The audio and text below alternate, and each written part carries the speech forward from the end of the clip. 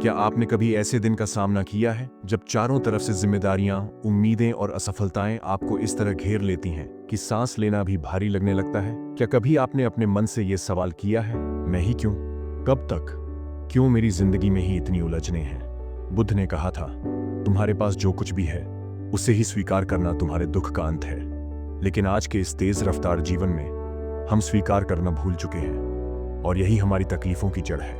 क्या आपने कभी सोचा है कि तनाव और दबाव हमारी जिंदगी का हिस्सा क्यों बन गए हैं? बुद्ध कहते हैं, मन सब कुछ है, तुम जो सोचते हो वही बन जाते हो। तनाव दरअसल बाहरी स्थिति नहीं, बल्कि हमारे भीतर चल रही अंतहीन बातचीत का परिणाम है। तनाव तब पैदा होता है जब हम अपने मन की बात नहीं कह पाते, जब हम दूसरों की अपेक्षाओं में खुद को खो देते हैं, जब हम विफलताओं को हार मान लेते हैं और जब हम अपने अतीत को अपने वर्तमान पर हावी होने देते हैं। बुद्ध की एक और गूढ़ बात है, घृणा से घृणा कभी खत्म नहीं होती, बल्कि प्रेम से ही घृणा का अंत होता है। ठीक इसी तरह तनाव से तनाव को खत्म नहीं किया जा सकता। इसके लिए अपनाना होगा समझ, धैर्य और स्वीकृति का मार्ग। क्या आप जानते हैं कि यह तनाव आपके मानसिक और शारीरिक स्वास्थ्य पर क्या असर डाल रहा है? बुद्ध कहते हैं, तुम्हारे गुस्से के लिए तुम दंडित नहीं होगे, बल्कि अपने गुस्से से दंडित होंगे। जब हम लगातार तनाव में रहते हैं तो मस्तिष्क में कॉर्टिसोल हार्मोन बढ़ता है, नींद गायब हो जाती है, पाचन तंत्र प्रभावित होता है और सबसे खतरनाक, आत्मविश्वास धीरे धीरे खत्म हो जाता है। बुद्ध का मानना था, स्वास्थ्य सबसे बड़ा उपहार है, संतोष सबसे बड़ा धन है और विश्वास सबसे अच्छा संबंध है। तनाव से निपटने के लिए 7 गहराईपूर्ण बौद्ध तरीके। 1. स्वीकार करना और वर्तमान में जीना। बुद्ध ने कहा था, अतीत में मत अटकिए, भविष्य के सपनों में मत खो जाइए, वर्तमान क्षण पर ही ध्यान केंद्रित कीजिए। वर्तमान को स्वीकार करना सबसे बड़ा उपचार है। 2. ध्यान, मेडिटेशन। ध्यान से ज्ञान आता है, ध्यान की अनुपस्थिति से अज्ञानता। हर दिन केवल 10 मिनट का ध्यान मन को साफ करता है और विचारों की उलझन को सुलझा देता है। 3. वॉकिंग मेडिटेशन और प्रकृति से जुड़ाव। प्रकृति के साथ एक होने से मन की बेचैनी कम हो जाती है। पेड़ों के बीच चलना, पक्षियों की आवाजें सुनना, यह सब तनाव को भीतर से काट देता है। 4.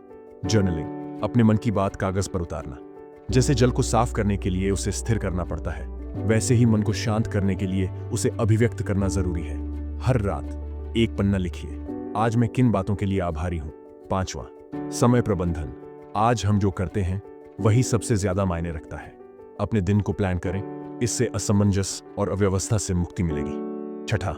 सकारात्मक संगति। बुद्ध कहते हैं, बुरे साथियों से बचो, अच्छे लोगों के साथ रहो। आप जिनसे घिरे रहते हैं वही आपके विचारों को आकार देते हैं। 7. सेवा और करुणा। अगर तुम किसी और के लिए दीपक जलाते हो तो वह तुम्हारा रास्ता भी रोशन करेगा।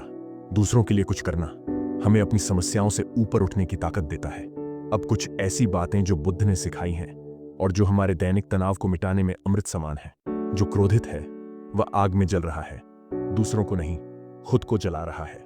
हमेशा वो न बोलो जो तुम्हें बाद में पछताना पड़े। हर दिन एक नई शुरुआत है, बीते कल को जाने दो।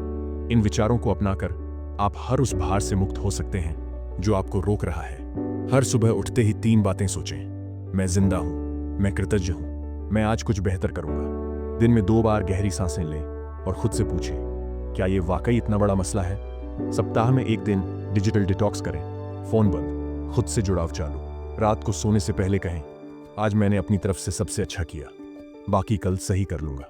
दोस्तों, तनाव हर किसी के जीवन में आता है, लेकिन फर्क उन लोगों में होता है जो उससे टूट जाते हैं और जो उससे सीखकर निखर जाते हैं। बुद्ध ने कहा था, भले ही रास्ता कठिन हो, लेकिन हर कदम तुम्हें मंजिल के करीब ले जाता है। तो आप किस तरफ हैं? घबराहट और थकान की तरफ या शांति, ज्ञान और आत्मविश्वास की ओर?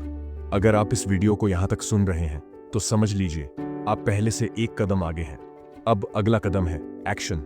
तुम हर सुबह फिर से जन्म लेते हो, आज जो करते हो वही सबसे अधिक मायने रखता है। तो उठिए, मुस्कुराइए और कहिए, मैं तनाव को अपने जीवन से बाहर कर रहा हूं। अगर ये वीडियो आपको जरा भी राहत, प्रेरणा या नई सोच देने में सफल रही हो तो लाइक करें, शेयर करें और सब्सक्राइब जरूर करें। और कमेंट में लिखिए, मैं आज से शांति की राह पर चल पड़ा हूं।